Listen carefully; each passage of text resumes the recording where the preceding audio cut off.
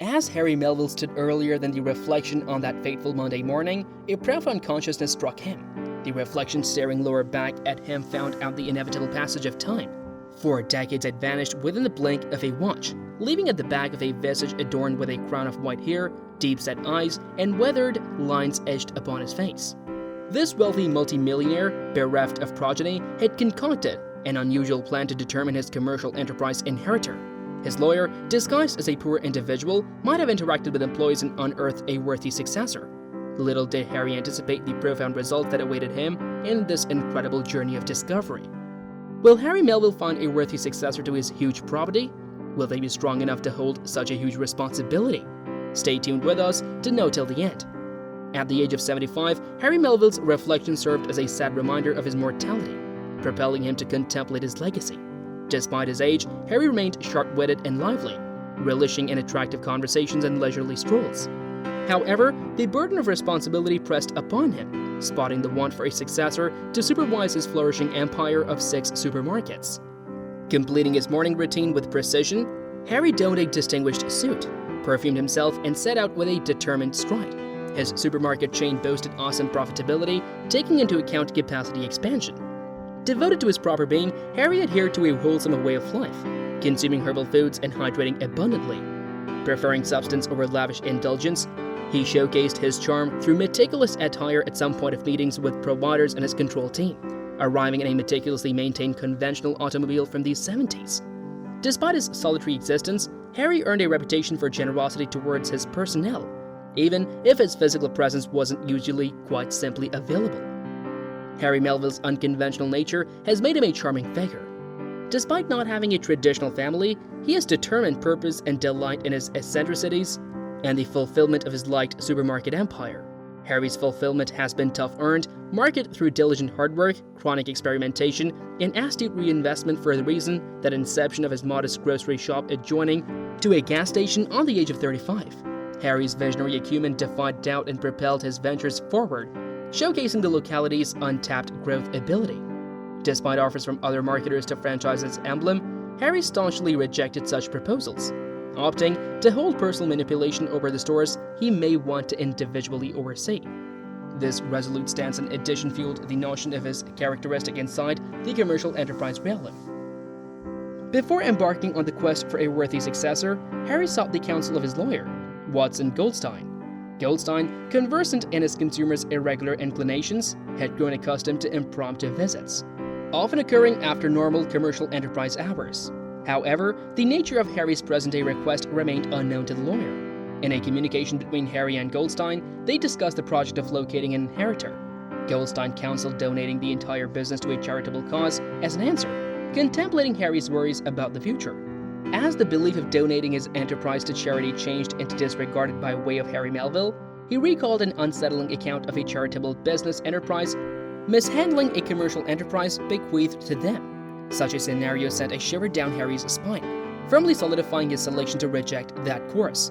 His lawyer, Watson Goldstein, privy to Harry's lack of near family ties, sought confirmation earlier, then intending similarly. With a hint of vulnerability, Harry reminded Goldstein of his upbringing in an orphanage, an early life marked by the absence of an acknowledged circle of relatives' records. He mentioned his adventure from foster homes to employment in his young adults, progressively owning his interpersonal skills and negotiation acumen. Eventually, he rose to the position of a gasoline station manager, living independently in a modest condo and carving out a modest dwelling. The left-out workplace construction adjacent to the fuel station had captured Harry's interest as a wasted capability.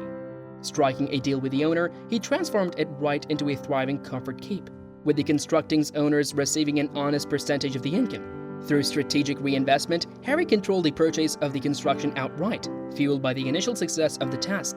Over time, the gasoline station itself elevated right into a small marketplace, a testament to Harry's astute enterprise acumen. Considering his precise adventure and solitary struggle, Harry expressed his desire to depart his company within the hands of someone who comprehended the challenges he had faced alone. Goldstein, grappling with the complexities of the case and figuring out the radical mindset of his consumer, made a comment that sparked Harry's creativity, beginning new opportunities in the direction of securing a suitable heir. Watson Goldstein, now assuming the function of an undercover agent, launched into his undertaking inside the first grocery store of Harry Melville's chain. The flagship keep, renowned for its modern functions and low-life piano performance, stood as a symbol of excellence. Donning tired attire and projecting an air of desolation, Watson sought to gauge the compassion and responsiveness of the personnel. Approached with the aid of a concerned young clerk, he shared his starvation and expressed a want for help from the well-known grocery store. However, Watson's optimism changed into hastily shattered whilst the clerk's lure back followed by impressive security protection. In a disappointing turn of activities, he was unceremoniously escorted in the direction of the go-out, baffled and proclaiming his innocence. The clerk, bound by using strict adherence to protocols, defiant that her movements have been dictated through orders, leading Watson to ponder the heartlessness he had encountered. Undeterred by means of this setback, Watson and Harry proceeded to the second supermarket in town, hopeful that a broader variety of characters and a number of employees might yield a greater favorable final result. As Watson traversed the meal's aisles, he approached customers, sharing testimonies of hassle and the burdensome price of residing. Yet, the responses he acquired were a mixture of feigned indifference and fleeting attention, with maximum people right away disregarding him, focusing solely on their own lives. While Watson understood the staged nature of his role, the experience tugged at his heart, feeling this edge of being overlooked and unnoticed. This strengthened the belief that locating a person with the identical deep care and empathy for the business as Harry Melville might prove to be an impressive assignment. Watson Goldstein, nevertheless disguised as a bad guy, persisted in his undercover project within the 1 out of 3 and very last grocery store of Harry Melville's chain. This precise keep, located farther away from the town middle, had a predominantly suburban worker base. Watson hoped that the various settings might yield a greater compassionate reaction from the workforce. As he approached the butcher shop, an employee asked if he needed assistance or was supposed to make a buy. Seizing the possibility, Watson shared his plight of unemployment and starvation, seeking assistance from the establishment. However, as opposed to empathy, Watson changed into met with indifference or even hostility. The worker threatened to call security and emphasized that the supermarket would not become a charitable group. The disguised legal professional persisted, citing his connection to Harry Melville, hoping it might elicit a greater compassionate reaction.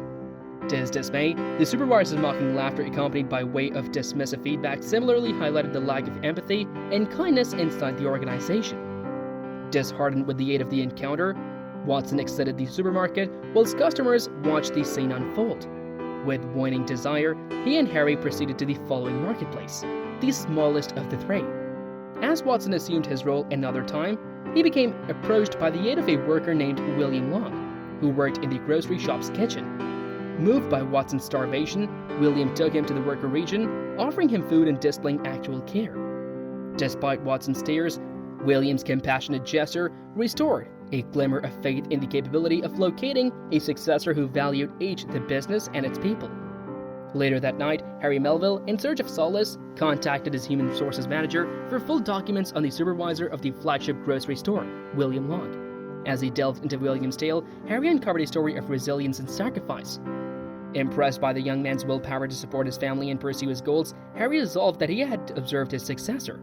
In his workplace, Harry summoned the boastful manager who predicted an advertisement, best to be met with his termination. William turned into then known as in, to begin with, bewildered by way of the presence of the impeccably dressed Watson. To his astonishment, Harry informed William of his advertising to the supervisor, with the possibility of going back to high school and setting a new widespread behavior for the entire grocery chain. Years later, after Harry Melville's passing, Watson contacted William, bringing him to Harry's office wherein he presented him with a letter. As William examined the heartfelt words, he discovered that he had been entrusted with the responsibility of overseeing the whole grocery store chain. Touched by using the trust and gratitude expressed within the letter, William wiped away a tear, gazed out of the office window, and silently thanked Harry for his religion in him.